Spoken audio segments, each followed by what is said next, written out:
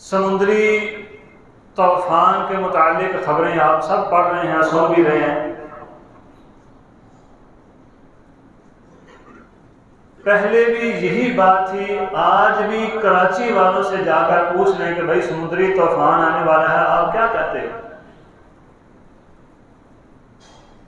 تو ان کا جواب آج بھی وہی ہے کہ کراچی میں بابا جی عبداللہ غازی ہیں، یہاں طوفان نہیں آ سکتا۔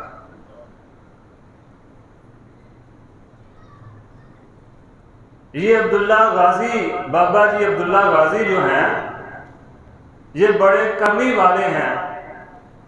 آج تک کوئی سمندری طوفان کراچی میں انہوں نے آنے دیا نہیں۔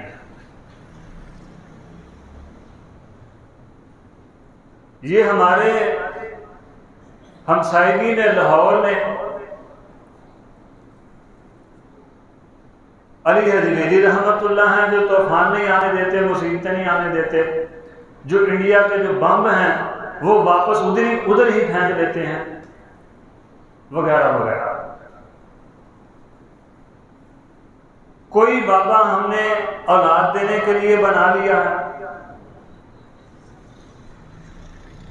اللہ سبحانہ و تعالی معاف فرمائے۔ اب تو صورتحال یہاں تک پہنچ چکی ہے کہ خواتین جو ہیں وہ بھی لوگوں کی مشکل کشا بن گئی ہیں، لوگوں نے بنا لیا ہے۔ سوشل میڈیا پر آپ مجھ سے بہتر دیکھتے اور جانتے ہیں۔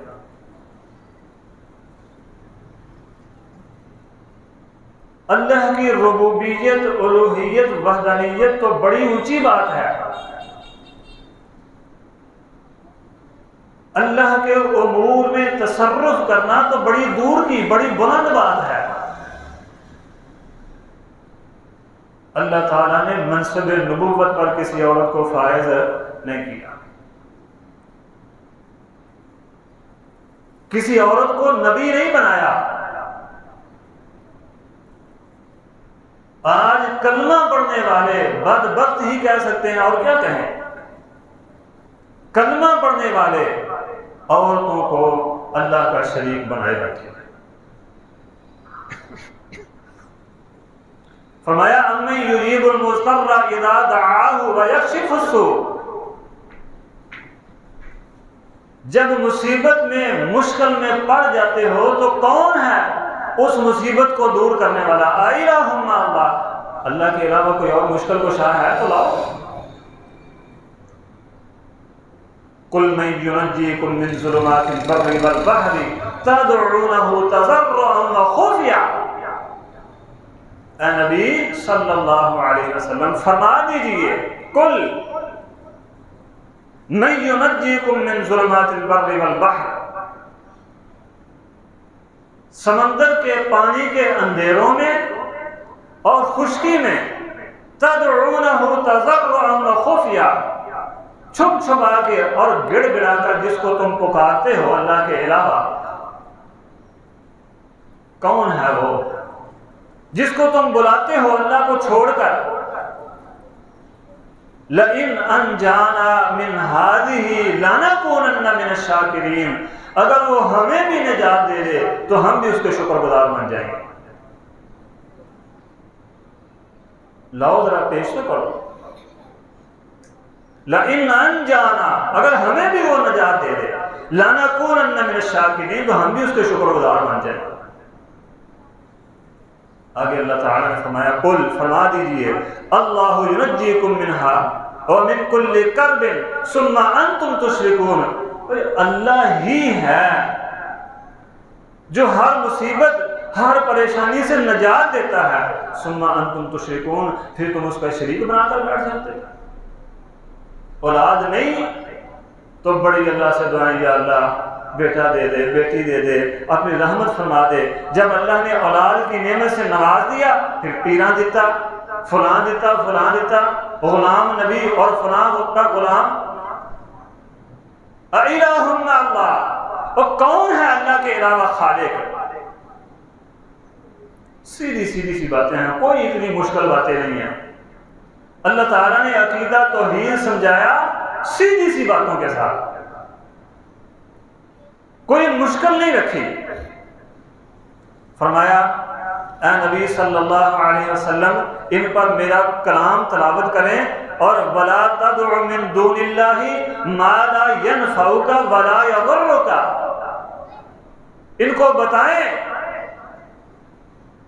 کہ اللہ کے علاوہ جو اپنے نفع نقصان کے مالک نہیں ہیں ان کو کیوں پکارتے،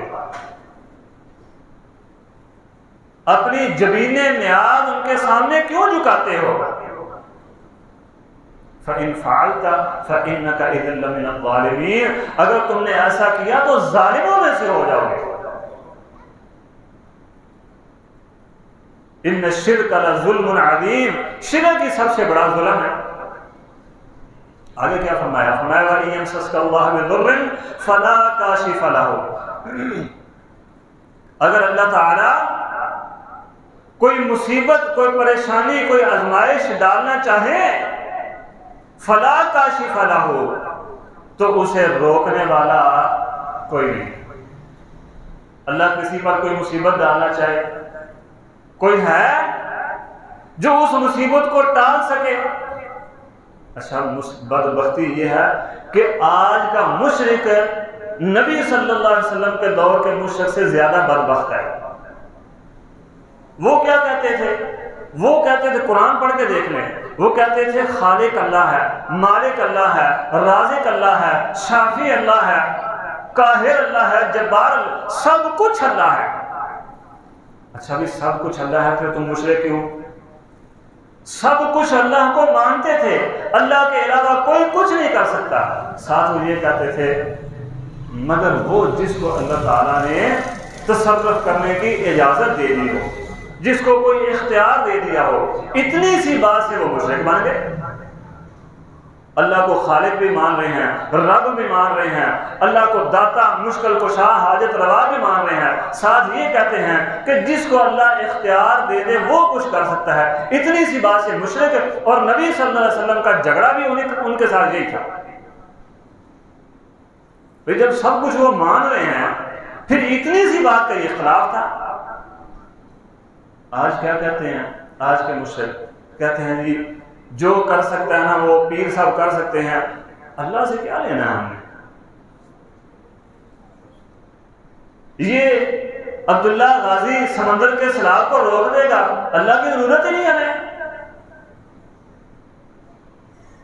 وہ کہتے تھے ہم صرف اس لیے پکارتے ہیں لِيُقَرِّبُونَا إِلَى اللَّهِ، یہ ہمیں اللہ کے قریب کر دیتے ہیں۔ آج کا مشرک یہ نہیں کہتا قریب کر دیتے ہیں، کہتے ہیں یہ سارا کچھ کرتے ہیں۔ اے نبی صلی اللہ علیہ وسلم فرما دیجئے قُلْ أَفَرَأَيْتُمْ مَا تَدْعُونَ مِن دُونِ اللَّهِ إِنْ أَرَادَنِيَ اللَّهُ بِضُرٍّ هَلْ هُنَّ كَاشِفَاتُ ضُرِّهِ، اے اللہ میرے ساتھ کوئی برائی کا ارادہ کر لے تو جن کو تم پکارتے ہو، یہ علی حجویری، یہ عبداللہ غازی اور دوسرے تیسرے جن کو تم بلاتے ہو اللہ کے علاوہ، یہ سارے مل کے مجھ سے اس نقصان کو دور کر سکتے ہیں؟ هَلْ هُنَّ كَاشِفَاتُ ضُرِّهِ او ارادنی برحمت هل ہن ممسکات رحمتہ، یا اللہ میرے اوپر اپنا کوئی فضل نازل کر دے، کوئی رحمت نازل کرے، مجھے کوئی بلند مقام عطا کر دے، تو یہ سارے مل کے وہ مقام چھین سکتے ہیں۔ قل حسبی اللہ، اے نبی صلی اللہ علیہ وسلم فرما دیجئے حسبی اللہ، مجھے میرا رب کافی ہے، کسی اور کی ضرورت نہیں ہے۔ کلمہ پڑھ کے بھی در در کی ٹھوکریں کھانی ہیں تو کلمے کا کیا فائدہ؟ کلمہ پڑھ کے بھی کبھی اس کے پاس، کبھی اس کے پاس، کبھی اس کے پاس بلانے کے لیے، اس اپنی حاجت پوری کروانے کے لیے اس کے پاس جانا پڑے، تو کیا فائدہ کلمے کا؟ کلمے کا تو فائدہ تب ہے نا جب کلمہ پڑھ لیں تو جہاں پر ہیں وہیں پر ہماری بات کو سنا جائے۔ مجھے کوئی مصیبت ہے، کوئی پریشانی لاحق ہے، تو وہ پریشانی دور کروانے کے لیے مجھے لاہور جانا پڑے تو خاک کرنے کا فائدہ مجھے؟ بھئی میرا رب یہیں پر بیٹھ کر میری سنے تو پھر فائدہ ہے کرنے کا۔ اگر مجھے اولاد لینے کے لیے گجرات جانا پڑے، مجھے کاروبار کی برکت کے لیے لاہور جانا پڑے یا ملتان جانا پڑے، تو کیا فائدہ بھائی مجھے میرے کلمے کا اور میری توحید کا اور میری نماز روزے اور میرے اسلام کا؟ اللہ اکبر. قل لا املک، سب سے بڑے ولی اور بلند مقام والے محمد الرسول اللہ صلی اللہ علیہ وسلم. باقی جتنے بھی ہیں آپ کے بعد ہیں. فرمایا اے نبی صلی اللہ علیہ وسلم آپ بھی فرما دیجیے قل لا املک لنفسی نفعا ولا ضرا الا ما شاء اللہ. اے نبی صلی اللہ علیہ وسلم ان کو بتا دو اپنی حقیقت بھی کہ میں محمد صلی اللہ علیہ وسلم کیا ہوں. لا املک لنفسی نفعا ولا ضرا الا ما شاء اللہ، میں اپنے جان کے نفع نقصان کا مالک نہیں، کسی کو کیا دوں گا الا ما شاء اللہ، مگر جو مجھے میرا رب عطا فرما دے. کہتے ہیں نا جی پیروں کو اللہ تعالیٰ نے اختیار دیے ہیں تصرف کے. فرمایا وما تشاءون الا ان یشاء اللہ رب العالمین، جب تک اللہ نہ چاہے کوئی کچھ کر سکتا نہیں. وہ جریج ولی کا واقعہ ہمارے سامنے نہیں، کرامت بھی دیکھی ہے، لیکن جریج ولی اپنے اوپر لگنے والی تہمت کو قبل از وقت صاف کر سکا نہیں. لا املک لنفسی نفعا ولا ضرا الا ما شاء اللہ قل افاتخذتم من دونه اولیاء لا یملکون لانفسهم. جن کو تم اللہ کے علاوہ پکارتے ہو، جو اپنے مددگار اپنے حمایتی بنا رکھے ہیں، جو تمہارے سلاموں کو روکتے ہیں، جو تمہیں اولادیں دیتے ہیں، تمہارے کاروبار چلاتے ہیں، ان سب کے متعلق اللہ کا کیا حکم ہے، کیا اللہ تعالیٰ نے خبر دیا؟ فرمایا لا یملکون لانفسهم نفعا ولا ضرا، اور یہ تو اپنی جان کے نفع نقصان کے مالک نہیں ہیں. یہ لاہور میں بم چلتے تھے کہ نہیں چلتے تھے؟ اور وہ بم علی حجویری رحمت اللہ کے دربار پر بھی چلا تھا کہ نہیں چلا تھا؟ اور جو اپنے دربار پر چلنے والے بم کو نہیں روک سکتا وہ کسی کو کیا دے گا؟ اللہ تعالیٰ نے واضح الفاظ سے، دو ٹوک الفاظ سے حقیقت واضح فرمائی. فرمایا ان الذین تدعون من دون اللہ عباد امثالکم، جن کو اللہ کے علاوہ پکارتے ہو نا، جو تمہارے سیلاب روکتے ہیں، جو تمہارے حاجت روا مشکل کشا ہیں، یہ تمہارے جیسے بندے ہیں. عباد امثالکم فادعوہم فلیستجیبوا لکم، تم انہیں پکارو تو یہ تمہاری پکار کو سنیں. اگر تم سچے ہو تو ان کو ایسا کرنا چاہیے نا.